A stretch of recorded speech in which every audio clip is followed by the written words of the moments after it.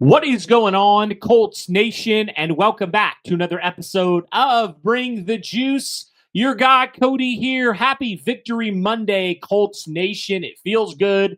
Colts are 4-1 atop the AFC. Life is good as an Indianapolis Colts fan. And hey, the Indianapolis Colts blew out another team. Their 3rd and 5 contest. Colts take care of the Raiders. Score of 40-6. So Colts, again, win by a lot and absolutely dominate a team that, frankly, they should dominate. The Raiders were 1-3 coming into this game. Colts took care of business here. And so in a game like this, similar to what we did against the Miami Dolphins, there's really not a ton of duds to talk about. I mean, there's a couple guys I'm going to mention. I'm only going to mention 2 guys today, and I'll explain why. But there are a ton of studs. And so it's going to be hard for me to choose just a few. I actually, even though you're going to say you didn't really, break it down a whole lot, and you didn't really cut it down a whole lot, I actually decided on 5 players on the offense and 5 players on the defense because there's just so much good in a game like this when you don't allow an offensive touchdown and you score a ton and you score 40. So, I mean, you had a historic day offensively, and your defense really did a good job all day long on the Raiders. So there's just not a whole lot that you can say in terms of the negatives, the duds here, but there were a few players I'm going to mention for a couple different reasons. But before we get into that, guys, just want to say this episode is presented by FanDuel. So, guys, Monday night game tonight is going to be big. Obviously, if you're an Indianapolis Colts fan, you are rooting against the Jacksonville Jaguars. Give the Colts a little bit more comfortability here atop the AFC South. So can't believe I am going to say this, but go Kansas City. So, guys, right now, Kansas City does have right now the 3.5-point favorite spread. So it's going to be a pretty good game from what the spread does say. So I would say, guys, hop over to FanDuel tonight. And if you're like me, you're betting on the Chiefs to take care of business. Hopefully, fingers crossed, give the Colts a little bit more of an advantage here atop the AFC South. But right now, guys, spread is 3.5 points. Money line's 190, and the over-under right now is 45.5 points. So be sure to check out FanDuel, guys, for tonight's game and then other props throughout the course of the 2025 season.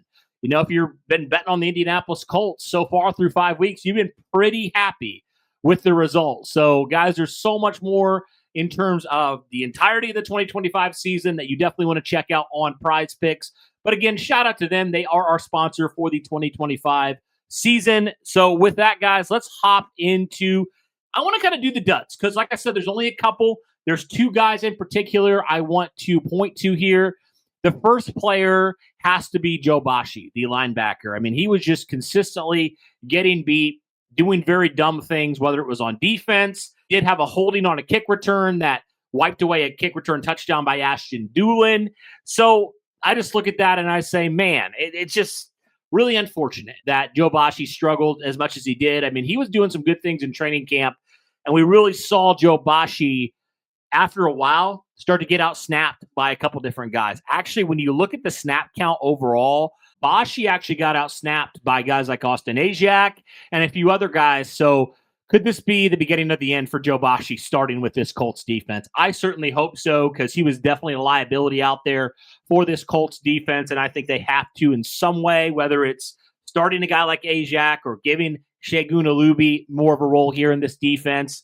One thing's for certain, Joe Bashi can't be seen in the field on regular defensive snaps. He just can't. So, yeah, he definitely was a bit of a struggle for sure in this game. He just continued to struggle when it came to the pass coverage and just in general as a player. Really wasn't a great game for him for sure. And then the second player I want to point to, and was the lowest rated or one of the lowest rated players on the defensive side of the ball, that was Kwity Paye, the defensive end. That rating, obviously, Kwity Paye, missed a tackle on a run. But secondly, Kwity Paye only had 17 pass rush snaps, and he didn't log a pressure. I mean, he really struggled in that department and didn't really do a whole lot, and starting to lose some snaps there potentially in the pass game. So, maybe a guy like JT Tuimoloau starts to getting more snaps over him at this point. But, yeah, it's not been great for Kwity Paye here. It wasn't great on Sunday, where it felt like there were some other guys getting some more, snaps on third down and obvious pass situations ahead of Kwity Paye. So for a player that's looking for a contract extension, that's certainly not great news for him in his future with Indianapolis. I mean, we know he can stop the run, but that's about all he can really do on a consistent basis. So, yeah, not a great day for Kwity Paye all the way around when it comes to that.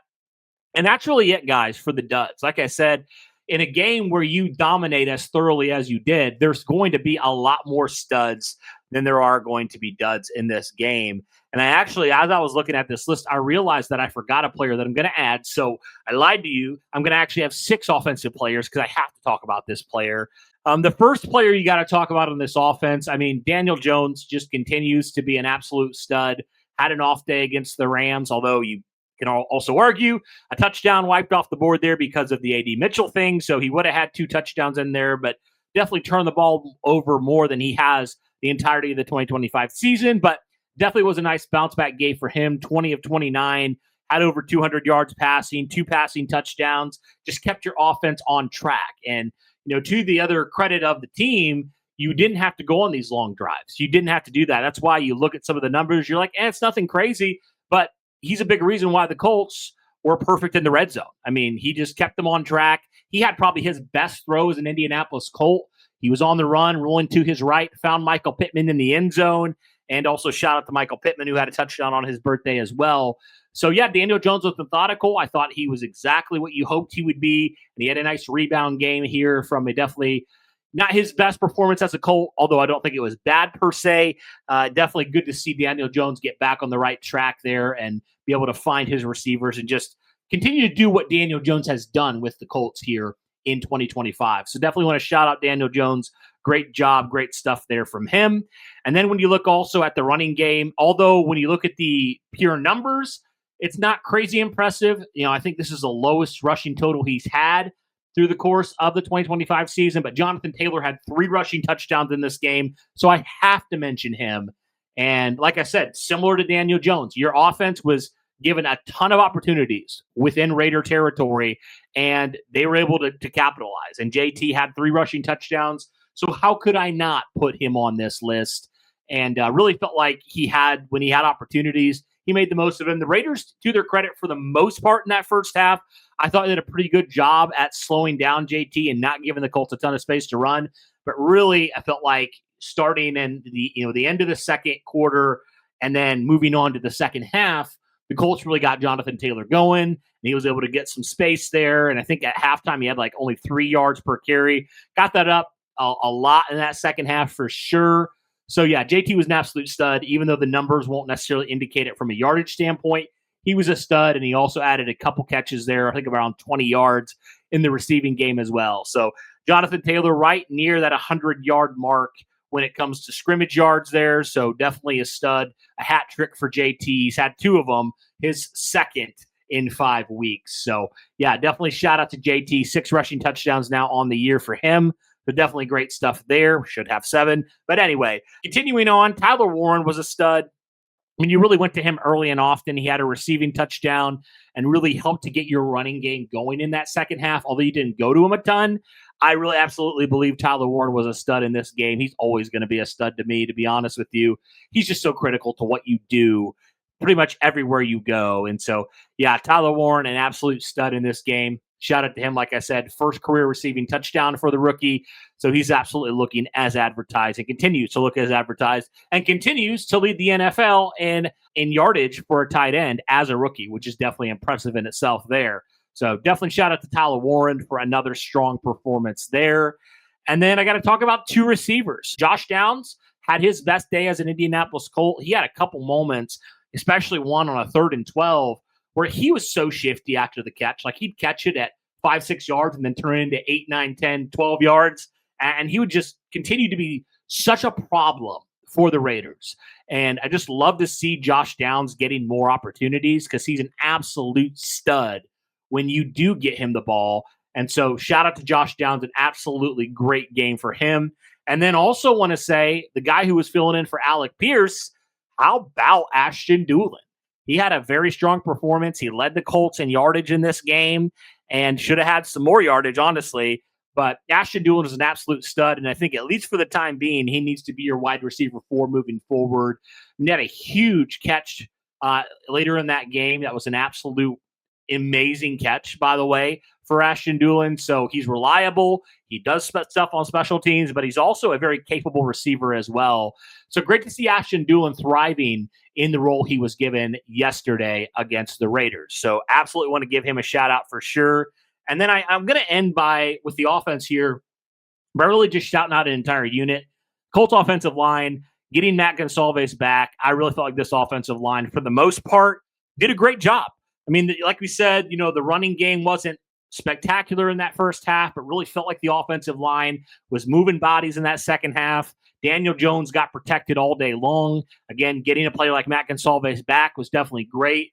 Felt like Tanner Bortolini probably had one of his best games here in 2025. So the offensive line in total, guys, really strong performance from them. They kept Daniel Jones upright, and they really got that Colts running game going in that second half.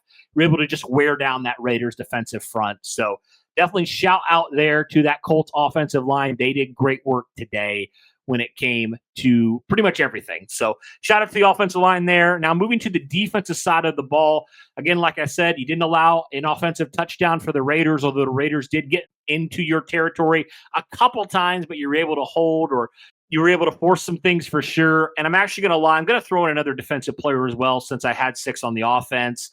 So got to talk about the duo inside, and that's DeForest Buckner and Grover Stewart. I mean, Buckner was an absolute force for that Colts defensive front, and Grover Stewart had a couple turnovers that he forced. So while he wasn't necessarily given credit for both turnovers, I mean, he had the stop on fourth down, which was definitely critical, but he also had that deflection on a pass from Geno Smith when the Raiders were down in the Colts red zone. Hit it with his hand. Leatu Latu was able to come down with it. Boom, turnover. So absolute studs, both Buckner and Grover Stewart. I said it in the recap.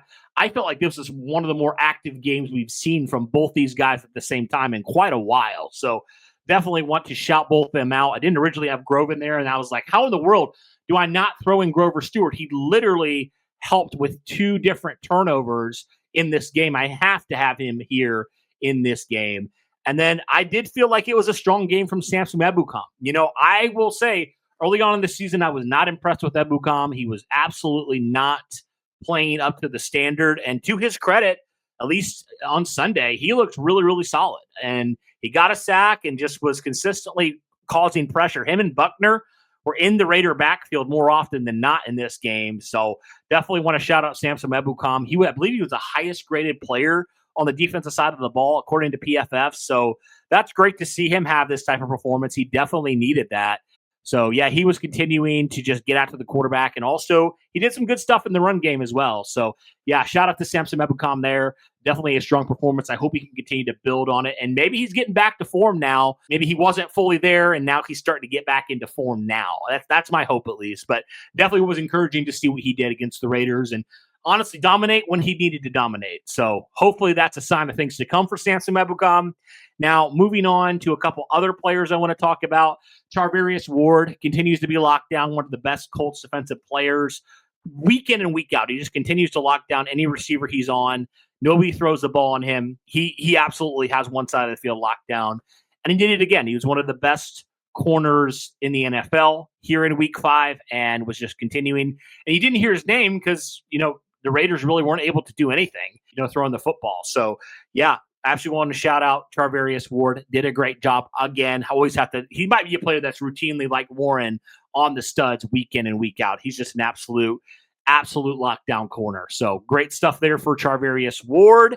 And I actually want to also shout out some of the other guys that were playing alongside him in terms of some of the guys that came into the season. They were considered backups, but they've had to take on some bigger roles. I mean, you talk about a player like Mekhi Blackman, although he did fall down again, and there was a big conversion that did happen, which definitely he's got to figure whatever's going on there, got to figure that out.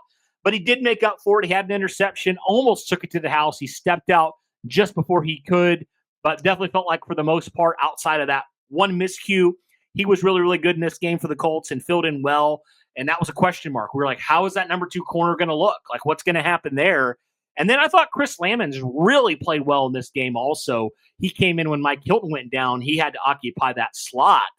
And they tested him. They absolutely tested Chris Lamons at least 2 times in a row down in the red zone. And he held his own and did a great job there. So shout out to Chris Lamons, did a great job. Shout out to Mekhi Blackman, did a great job. Jonathan Edwards also, he had a really good pass breakup on a third down as well. So do feel like these other corners that you're needing to step up, at least against the Raiders, they definitely did that. So that's definitely good. And I would like to see Chris Lamons maybe on the active roster, especially if the injury to Mike Hilton is more of a serious thing. And if he does miss a couple weeks, I'd like to see Chris Lamons continue to get more snaps there.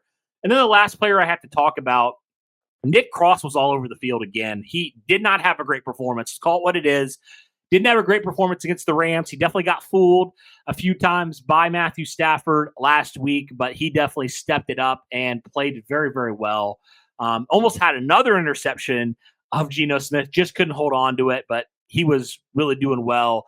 He was just, all over the field in the run and pass game all day long, and was one of the best players out there on that defensive side of the ball. So the secondary in general was just feeling great. Really, really good against this Raiders offense. So, yeah, that really does it, though, guys, for the studs and duds here. Really the duds and the studs in this game, honestly. So let me know what you guys' thoughts are here on the Colts and the studs and duds. Like I said, in a game like this, when you dominate the way that you did, there's going to be a ton more studs than duds, and there certainly was. And, I heard this stat earlier today. The Colts now have obviously blown out 3 teams in 5 weeks. They didn't do that at all, like 2 or 3 seasons in a row. I don't think they did it last year. They didn't do it in 2023 or in 2022. So that is something that I have not seen in quite some time for this team. And so great to see that they've not only done it once, they've done it 3 times in 5 weeks. So very encouraging stuff there for this Colts team. But like I said, guys, let me know your thoughts on the studs and duds in this game. Again, shout out to FanDuel for being our sponsor for the 2025 regular season and moving forward. But that'll do it for this one, guys. Thank you so much for tuning in. Greatly appreciate it. And as always, guys, go Colts.